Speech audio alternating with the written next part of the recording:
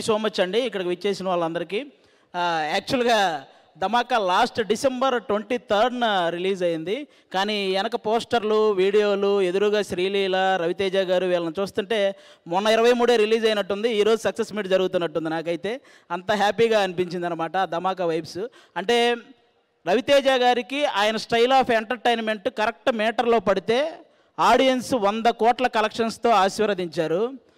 అలా అని ప్రతిసారి ఎంటర్టైన్మెంట్ మూవీసే చేయడం కూడా బాగోదు. అందుకే రవితేజ గారు ఆయన కొత్తగా ప్రూవ్ చేసుకోవడానికి ఎప్పటికప్పుడు డిఫరెంట్ స్టోరీస్ సెలెక్ట్ చేసుకుంటూ ఉంటారనమాట.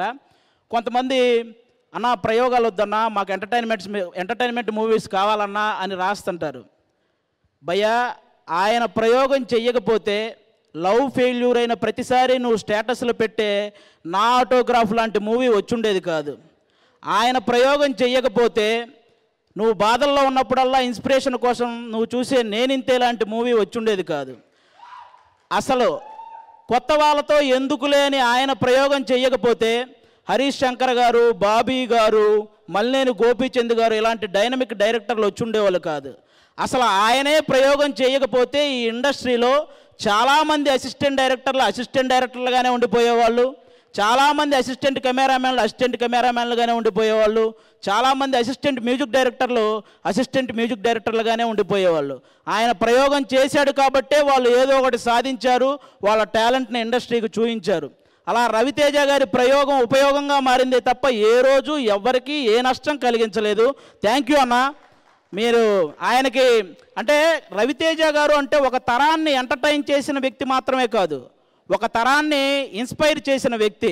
ఆయనకి కృష్ణానగర్ కష్టాలు తెలుసు, జూబ్లీ హిల్స్ రిచ్ లైఫ్ తెలుసు, కిందన్న వాళ్ళని పైకి లాగడం తెలుసు, అలా అని పైకి వచ్చిన వాడు ఎవడైనా పొగరుగా ఉంటే ఆ పొగరు దించడం తెలుసు. అలాంటి వ్యక్తి మా రవితేజ గారు.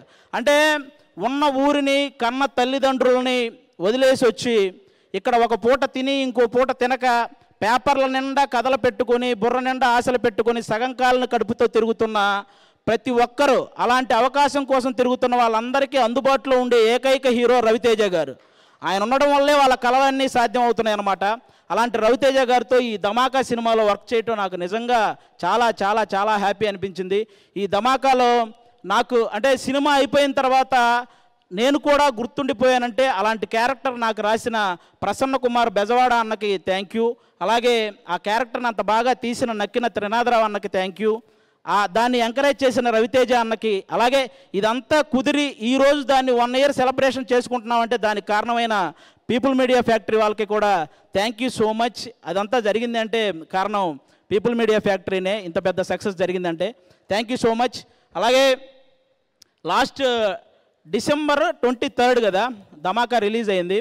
అంటే జనరల్గా రవితేజ అన్న నుంచి మీరు కోరుకునేది అంటే ఇప్పుడు నాకు మా హీరో కామెడీ కావాలి అని కన్ఫర్మేషన్ ఉన్న సినిమా కావాలంటే మీరు డిసెంబర్ 30th ఒకసారి వెంకీ సినిమా రిలీజ్ అవుతుంది, అది చూడండి.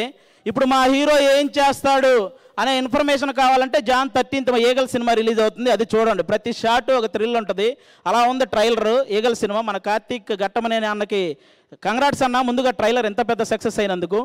లాస్ట్ డిసెంబర్ 23 నుంచి ఈ 1 year సెలబ్రేషన్స్ వరకు ఈ మధ్య ఈ 1 yearలో మనం చాలా చాలా చాలా గొప్ప విషయాలు జరిగాయి మన ఇండస్ట్రీలో కానీ అలాగే మన దేశం తరపున కానీ ఎన్నో గొప్ప విషయాలు జరిగాయి.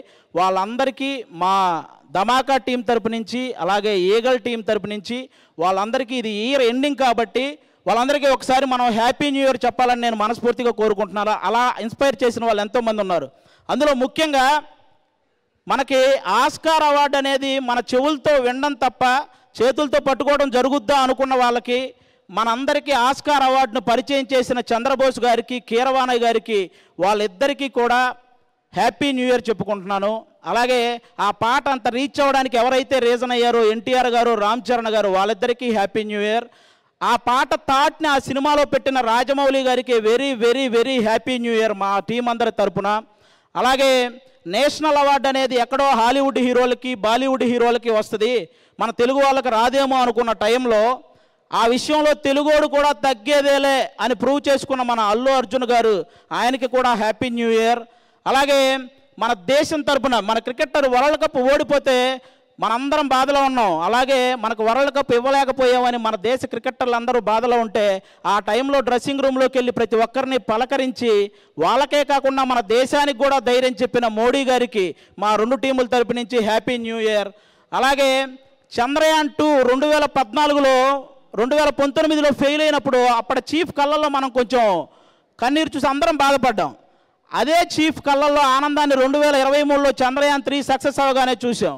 అలాంటి చంద్రయాన్ 3 సక్సెస్కి కారణమైన వాళ్ళందరికీ కూడా మా 2 టీముల తరపు నుంచి హ్యాపీ న్యూ ఇయర్. ఇలా హ్యాపీ న్యూ ఇయర్ చెప్పే సందర్భం నాకు తెలిసి ఇంకో స్టేజ్ ఎక్కడ మనకు రాదు. ఈ స్టేజ్ మీదే మన టీముల తరపు నుంచే చెప్పుకుంటున్నాను.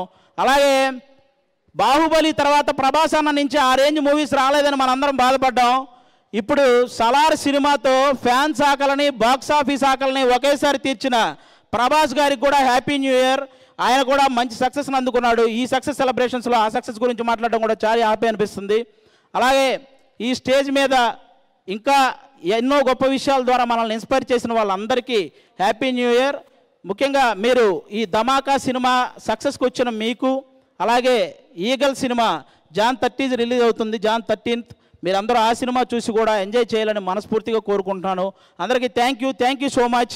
రవితేజ అన్నకు వన్స్ అగైన్ థ్యాంక్ యూ అన్న. మీతో ఇంకా వర్క్ చేయాలి. థ్యాంక్ యూ సో మచ్ అన్న. Thank you. అలాగే ఈ వేదిక మీద అందరినీ కవర్ చేసిన మీకు కూడా హ్యాపీ న్యూ ఇయర్.